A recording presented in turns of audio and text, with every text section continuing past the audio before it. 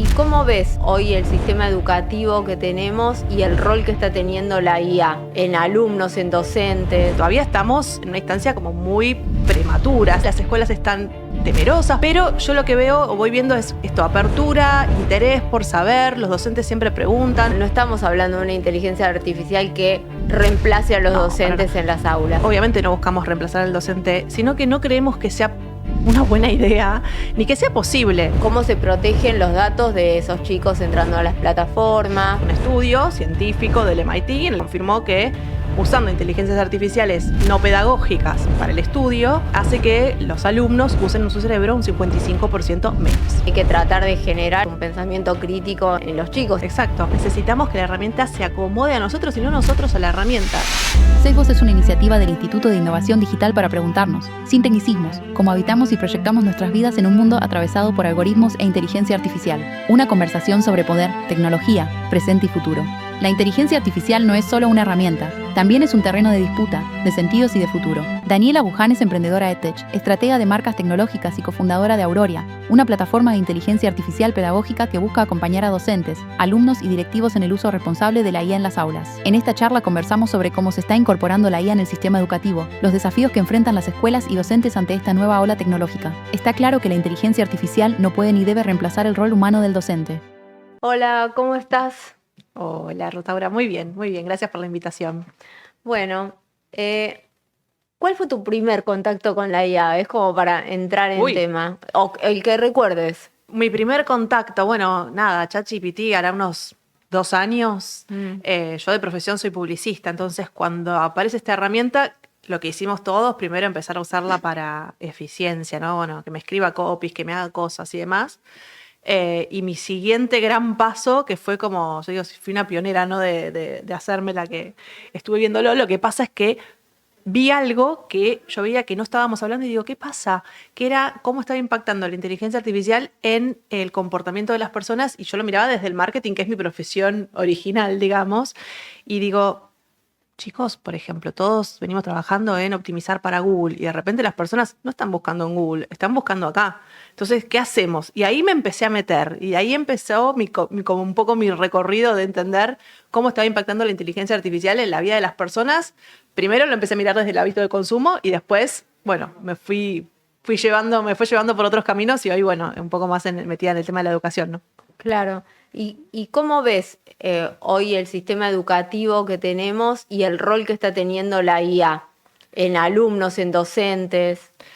Bueno, siempre me gusta hacer la aclaración de que yo no soy docente y no soy educadora, vengo de la industria de la ciberseguridad, de la tecnología y desde esa mirada lo que a mí siempre me convocó con la inteligencia artificial fue pensar cómo hacemos un uso seguro, ¿no? Y desde este recorrido en el que yo venía trabajando en ciberseguridad hace muchos años, entonces pasé varias olas tecnológicas. Esta es una más, pero si nos ponemos a pensar, tuvimos, bueno, la irrupción del cloud e internet como un uso masivo, que por ahí antes era mucho más exclusivo cuando por lo menos yo era chica. Después vinieron las redes sociales. Después vino la ola también en la que le empezamos a dar dispositivos a los chicos a edad muy temprana. Digo, yo siempre me gusta recordar que tuve mi primer celular a los 21, pero ahora la edad promedio en Argentina son los 9 años. Entonces, desde esa mirada yo me puse a pensar, bueno, ¿cómo hacemos para acompañar esta irrupción de una nueva tecnología en la vida de las personas, en este caso en la escuela o en los chicos, de la misma manera que lo hicimos con otras olas? Y siempre fue lo mismo, siempre fue concientizar y siempre fue traer herramientas que pudieran adaptarse a poder usar las nuevas tecnologías, pero al mismo tiempo usarlas de forma responsable, de forma segura, de forma ética, porque la IA también trae un montón de esos temas. Y lo que veo a priori es que todavía estamos en una instancia como muy prematura, si querés, por lo menos acá en Argentina. En otros países se ven otras cosas, pero sí lo que voy viendo es, hay un interés. Nosotros en Auroria tenemos todas las semanas, hablamos con escuelas, hacemos demos de nuestra solución. La realidad es que hay movimiento, pero es como algo que recién arranca, las escuelas están temerosas porque como todo cambio, ¿no? Digo, hay una resistencia, hay un poco de miedo, ninguno quiere ser el primero, entonces hay un poco de esa resistencia que se da siempre, digo, en los humanos cuando hay cambios, pero yo lo que veo o voy viendo es esto, apertura, interés por saber, los docentes siempre preguntan, yo creo que los docentes cada vez más están usando la inteligencia artificial o apoyándose en esa inteligencia artificial para poder mejorar sus clases, para poder quizás personalizar. Hoy en día tenemos cada vez más y más diagnósticos de chicos con diferentes desafíos, entonces que el docente pueda apoyarse en una herramienta para personalizar. Digo, me parece que está muy incipiente y muy verde aún, pero caminando o recorriendo esa curva de aprendizaje por la que hay que atravesar cada vez que aparece algo nuevo, en la que, bueno, nosotros hoy estamos acompañando, más allá de tener nuestra herramienta,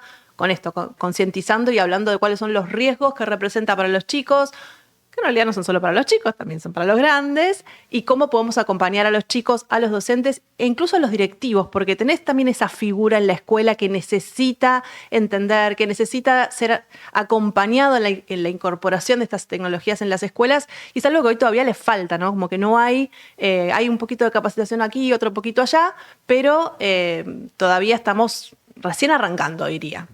Auroria es un desarrollo, Sí. esto para explicarlo. Sí, ahí te cuento. Un desarrollo que tiene que ver con una plataforma educativa, ¿no? Exacto. Es tanto para los alumnos como para los docentes. Ujú. Y en eso me parecía interesante esto que planteabas, ¿no?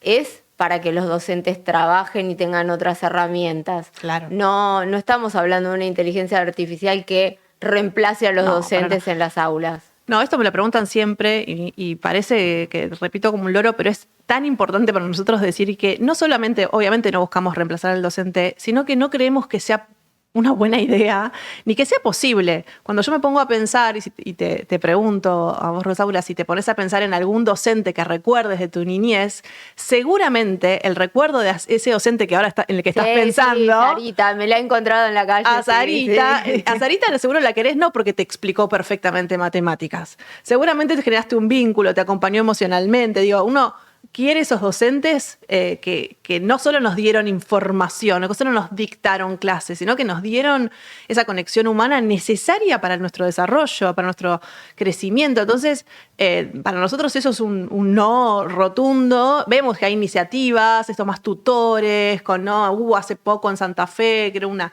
especie de test en donde pusieron una docente en una pantalla.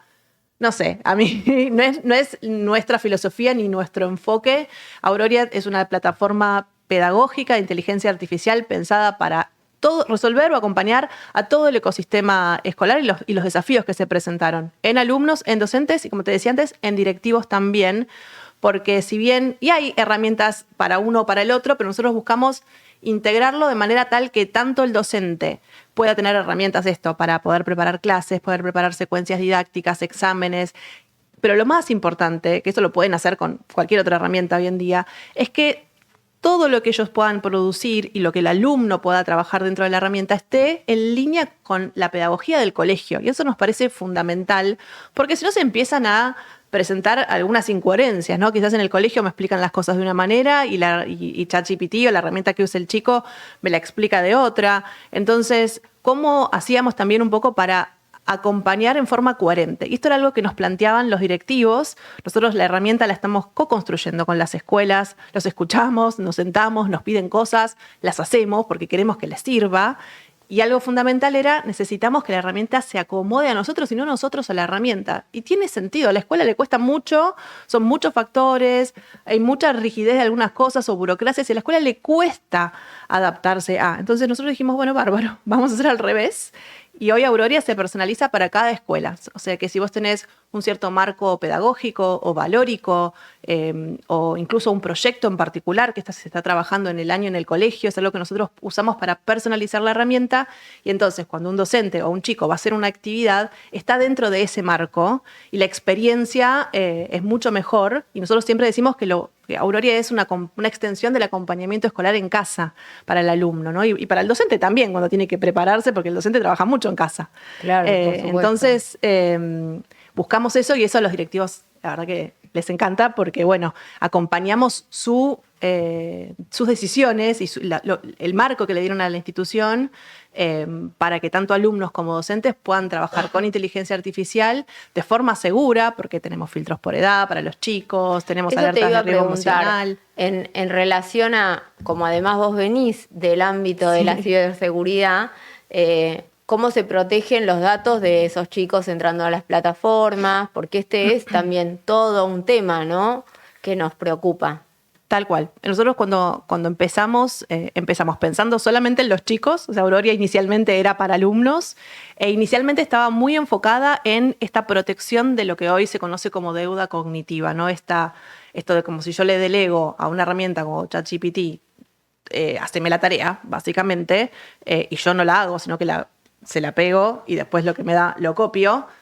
Digamos que no hay un proceso de aprendizaje en el que yo esté involucrado y ese aprendizaje se va perdiendo. Se hizo un estudio científico del MIT en el que se confirmó que usando inteligencias artificiales no pedagógicas para el estudio, hace que los alumnos usen su cerebro un 55% menos. En áreas claves del cerebro, además, ¿no? En áreas claves que es el lóbulo prefrontal y demás, que impactan en nuestra memoria, en nuestra atención, en nuestro pensamiento crítico, en la habilidad para razonar. Entonces empezamos por ahí porque nos pareció súper grave, ¿no? Ahora, Claro. cuando empezamos a meternos más y más en el tema, empezamos a ver, como vos decías, otros riesgos que tienen que ver con la confidencialidad, la seguridad, el acceso a contenidos inapropiados. También ya hoy hay muchas noticias y ya deben haber escuchado de estos vínculos manipulativos que también se presentan con la inteligencia artificial. Ya hubo casos muy tristes de suicidios y otros casos justo así muy trágicos. Tuvimos acá en este espacio a una psicoanalista que hablaba de cómo llegaban todos esos diagnósticos ya al consultorio. Ay, ¿no? por favor. Bueno, mira, hay algo que a mí me quedó muy marcado, lo tengo marcado de cuando doy clases o doy charlas en colegios, doy clases también a veces en la universidad, en la UCA, en la Escuela de Negocios, y cuando estoy con alumnos les pregunto si le pusieron o no nombre a su... En general usan ChatGPT, por eso lo uso de ejemplo, no por demonizarlo. Digo, el tema es que los chicos vulnerables, con muchos menos recursos que nosotros, claramente se exponen a otras cosas que quizás nosotros no tanto, más allá de que también hay estudios que claramente muestran que nosotros también nos volvemos como un poco más tontos si lo usamos todo el tiempo. Pero algo que le pregunto a los chicos es esto, ¿le pusieron nombre a su ChatGPT? La gran mayoría sí.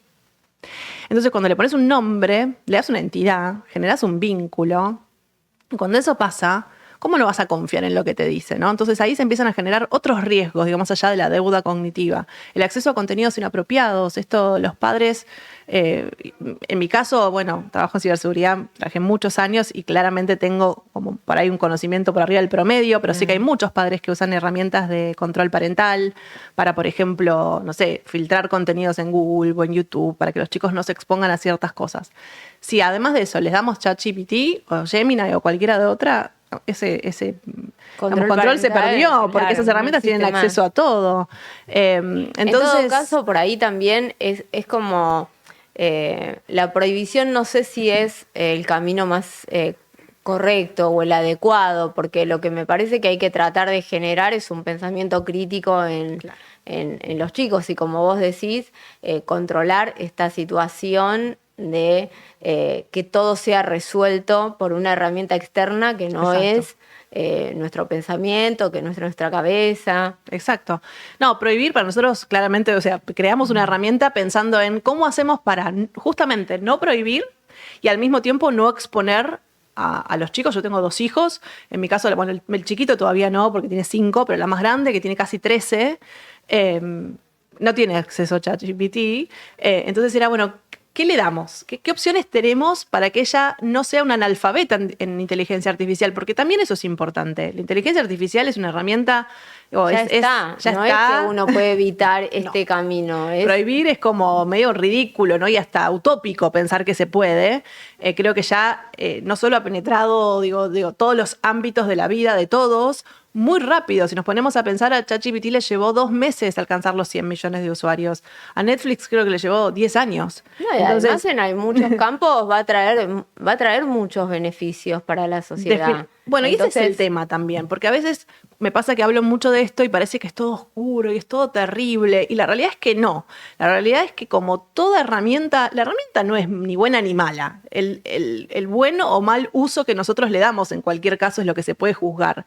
Entonces, a partir de ahí es que nosotros nos propusimos hacer una herramienta que, como vos decías, a los chicos los interpele, a los chicos los haga partícipes de esa conversación. No es una situación pasiva en donde yo te tiro una palabra para decir cualquier cosa. Siempre pongo el mismo ejemplo, la fotosíntesis. No, si yo quiero saber de este tema, pongo fotosíntesis y automáticamente recibo como un choclazo de información y copio todo y lo llevo al colegio. Y ni siquiera, porque en el copiado por ahí tenés suerte de incorporar algo, lo imprimo, lo meto en una carpeta, lo llevé y por acá no pasó nada. Nosotros lo que hacemos es, frente a una consigna, a un problema matemático o a lo que puedan tener los chicos como tarea, trabajo y demás, lo podés ir a llevar a Auroria, llévalo, esa es la invitación, para que uses inteligencia artificial, pero hay dos cosas con las que te vas a encontrar. La primera es lo que nosotros llamamos el prompt perfecto. Pero no es perfecto, pero lo que apuntamos es a que los chicos aprendan a preguntar. Porque también hay algo de ahí de que cada vez el espacio de la pregunta va quedando como un poco reducido. Incluso si te pones a pensar, nosotros cuando damos clases muchas veces decimos, un docente dice dicto clase, ¿no? Como si uno dicta y el chico copia. Entonces el espacio de pregunta queda ahí un poco desdibujado. Y también porque hay bullying y los chicos hacen burla y entonces algunos nos animan a preguntar. Igual también en esto que decís hay algo central en este tiempo que tiene que ver con que el conocimiento ya no está solo del lado del docente. Bueno, por ahí nunca lo estuvo del todo. Por ahí ¿no? nunca lo estuvo, pero por lo menos había esa idea y esa convención social de que ahí había un conocimiento. Y hoy esto muchas veces está en discusión en el aula, ¿no? Sí, yo creo que igual, o sea, el docente tiene una figura fundamental, ¿no? En el aula, digo, es la persona que está ahí para enseñarle a los chicos. Después podemos discutir, habrá metodologías mejores o peores en las que participe más o menos el alumno de ese proceso, pero sí nos parece que preguntar es súper importante. Promptear, como ahora le decimos a preguntar, básicamente entendemos que es una habilidad necesaria para el hoy y ni hablar para el futuro. Entonces, cuando el chico entra, tiene como un espacio que nosotros llamamos esto el prompt perfecto, en donde vos tenés los requisitos que tiene que tener un prompt para ser completo y a mejor pregunta, claramente mejor respuesta. Cuanto más preciso soy, mejor va a ser lo que me devuelva esa inteligencia artificial. Entonces, a medida que ellos van tipeando esos consejos que les damos, se van tildando y también la idea es generarles el hábito de preguntar mejor y en forma más concreta y más completa. Porque también ponernos a pensar en la pregunta es también un proceso mental en el que tengo que poner a trabajar el cerebro. Y una vez que esa pregunta se hace, lo que no va a pasar es esta respuesta choclo que me devuelve todo y que me dice todo lo que yo quería saber, sino que me va a interpelar y me va a hacer parte del proceso. Por ejemplo, problema matemático, que me gusta siempre dar este ejemplo porque eso sería yo si fuese alumna chiquita hoy, me iban pésimo en matemáticas, entonces hubiese agarrado el problema matemático y se lo hubiese pegado a la herramienta y decir resolvémelo. Bueno, Auroria lo que te pregunta es ¿por dónde empezarías? ¿A vos qué te parece? Tiene un estilo muy amable con los chicos, es muy placentero, digo, interactuar con ella. Y algo importante que me gusta contar y siempre me olvido de decir es que cuando un chico entra por primera vez, le hablamos o le preguntamos sus intereses. ¿Te gustan los videojuegos? ¿Te gusta cocinar? ¿Te gustan los deportes? Y a partir de ahí tratamos de que cuando Auroria tiene que explicarle algo, muchas veces usa analogías relacionadas a los intereses de ese chico. De esa manera también hacemos que el chico se enganche más en ese proceso y va a arribar al resultado que necesita, pero no lo va a hacer desde un lugar pasivo, ¿no? Entonces, la idea es que esto lo que llamamos modo socrático sea un modo que ponga al chico en acción y que use la inteligencia artificial para que la sepa usar, pero no en detrimento de su desarrollo cognitivo. Me imagino que la plataforma está siendo implementada en el ámbito privado, ¿no? Estamos recién arrancando porque la herramienta está salidita del horno hace muy, muy poquito. Así que arrancamos ahora nuestro primer proyecto en noviembre con 60 alumnos, con mucho entusiasmo. Sí tenemos, como nosotros decimos, el Test Friends and Family, ¿no? Con docentes y niños conocidos nuestros. Pero sí, por ahora en el ámbito privado, aunque nos han contactado de muchas escuelas públicas. Pero bueno, ahí ya es otro universo para nosotros que navegar, claro, ¿no? porque a veces me pregunto cómo estas experiencias que se van haciendo en el ámbito privado, que son espacios mucho más pequeños, si pueden trasladarse a la educación masiva, que es la pública. Sí, como poder se puede. De hecho, nosotros estamos en contacto con el proyecto, con el comité de Paideia, que es por ahí no sé si la conocen, pero es este programa que tiene el Ministerio de Capital Humano para justamente poder implementar inteligencia artificial en el mundo de la educación en Argentina de una manera responsable. Nosotros presentamos a Aurora frente a ellos, fuimos preseleccionados como una herramienta sugerida. Ellos están haciendo como una curaduría de herramientas y soluciones que pueden acercar a los ministerios provinciales para que puedan justamente tener a mano, o no a disposición, pero sí saber cuáles son las opciones que tienen para poder implementar tecnologías que estén pensadas para la educación, ¿no? Y eso me parece importante destacarlo. No hay herramientas, como decía antes, malas o buenas, un poco está esto, en el uso que nosotros le damos y para qué la usamos, pero también cómo fueron concebidas. Entonces, de la misma manera que una herramienta que fue concebida para una empresa no la usamos en la escuela, quizás una herramienta que no fue concebida para la educación, como es ChatGPT o Gemini, que fueron principalmente concebidas para que deleguemos más y hagamos menos y de alguna manera pensemos menos. Eso va un poco en contra de lo que propone la escuela, ¿no? Es un lugar donde tenemos que pensar, donde tenemos que hacer. Entonces, elegir herramientas que se adapten un poco también a lo que la escuela necesita es fundamental y es un poco lo que sé que están trabajando desde gobierno.